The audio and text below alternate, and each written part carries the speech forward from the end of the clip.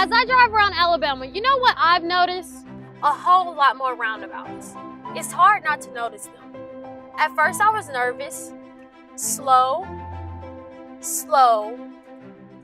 look, yield, stay in your lane, look, exit. But now, not so nervous anymore. All those roundabouts, and I started thinking, honestly, I have more questions than answers. Like, what are the benefits in roundabouts? Why do we build them? Do roundabouts have to be circular? Are they safer than traffic signals? How do trucks make it through a roundabout? What is a roundabout? I needed answers. To figure that out, I reached out to traffic engineering professor Rod Tarochi. Hello, Dr. Tarochi. I heard you were interested in traffic engineering. Yes, I have been interested in traffic engineering since I was a kid. Everyone is impacted by traffic. Well, if you leave the house anyway. And we could all benefit from safer and more efficient roadways. Okay, so what about roundabouts? Do we have more in Alabama? Yes, you are correct. Not only in Alabama, but nationwide, roundabouts are being constructed more often. Since the early 1990s, by one count, over 7,000 have been built in the U.S. Why are they so popular? Roundabouts greatly reduce fatalities and severe crashes. In fact, on average, that reduction is around 80%.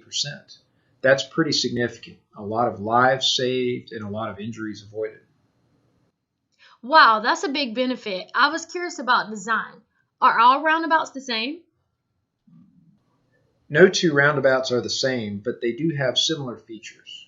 For example, roundabouts have a raised central island and a roadway that moves traffic counterclockwise around it. Traffic moves in one direction only. Sometimes longer vehicles need additional width to move through. We designed for that too. The roadway typically has a raised truck apron to allow longer vehicles to comfortably use the roundabout. Also, traffic enters the roundabout on deflected entry paths. That means we enter the roundabout on an angle. It makes yielding and merging easier and greatly minimizes the chance that someone will enter the roundabout going the wrong way. Traffic entering the roundabout yields to traffic already in it. To make sure vehicles stay in the correct path entering and exiting the roundabout, raised islands separate traffic going in opposing directions on the approaches. These islands also provide a refuge for pedestrians crossing the approach. Speaking of pedestrians, their path around the roundabout is well marked with signage and crosswalks. Pedestrians are never encouraged to go through the center island, as that would place them in the path of vehicles using the roundabout itself. So why are we building more roundabouts? Two main reasons. First, improvements in efficiency, which means reducing delays. And the second main reason is safety, basically reducing the number of crashes and making crashes that do occur less severe. At this point, we have a lot of experience with roundabouts. The science is clear.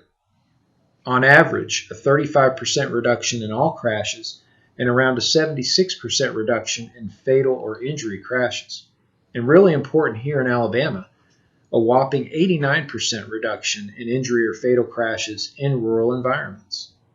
That's amazing. I can see why Alabama is building more. Why are they so much safer?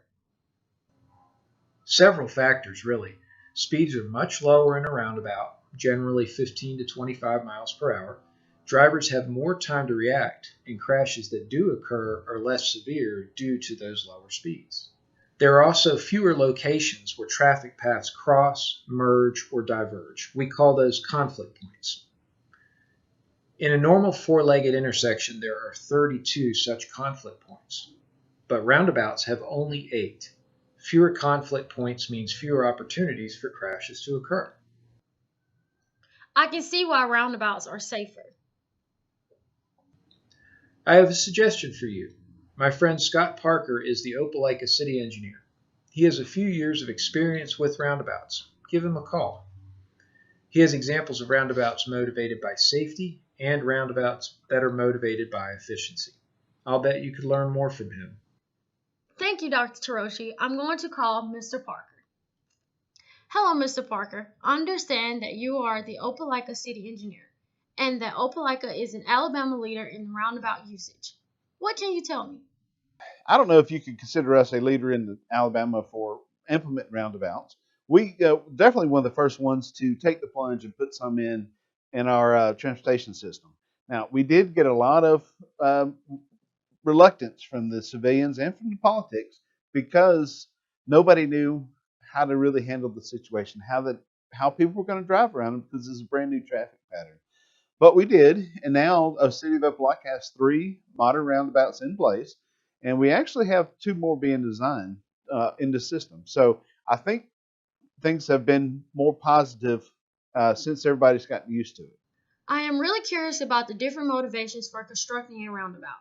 I understand safety is a big motivator. Yes, safety is a big motivator.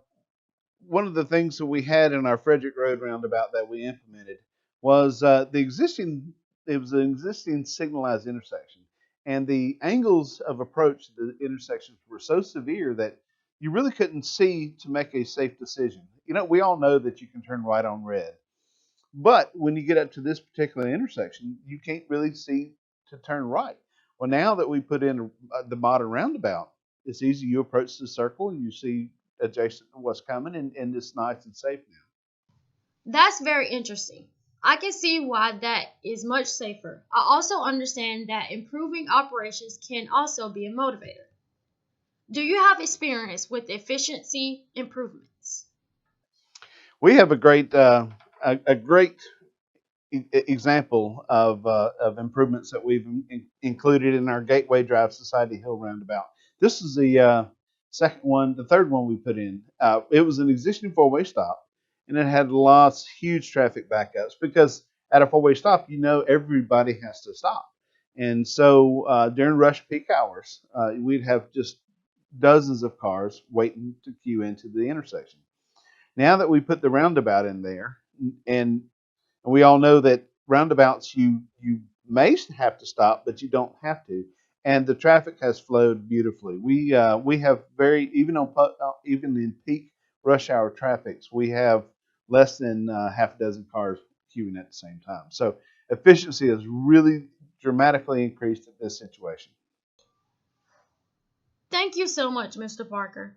I have learned so much. Is there anything you would like to say to communities considering roundabouts? We've talked about 2 different the capacity and safety are 2 of the major reasons why roundabouts are incorporated in transportation features. When you look at a community like Opelika or in a county situation, there's more than just traffic capacity and safety. So what we also looked at are 2 more detailed apparatuses of a roundabout that is really important to us. One is pedestrian safety, and of course I think that's been covered pretty well. But it certainly is when you're in a small community, you do want to focus on pedestrians, and the way that the way the roundabouts are set up, speed control and and refuse islands and things like that really benefits pedestrian uh, safety also. But one of my most important features, I believe, is a has not been mentioned is how beautiful a roundabout could be. Colored stamped concrete, trees, and landscaping that enhance the neighborhood and the community that they're in.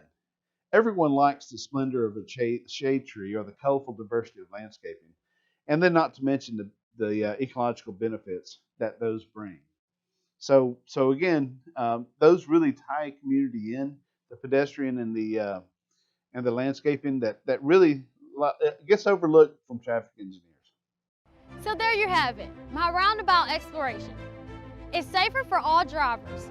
Everyone must slow down and yield, and if a crash occurs, it's usually a minor collision at low speed. Fewer conflict points mean fewer opportunities for crashes.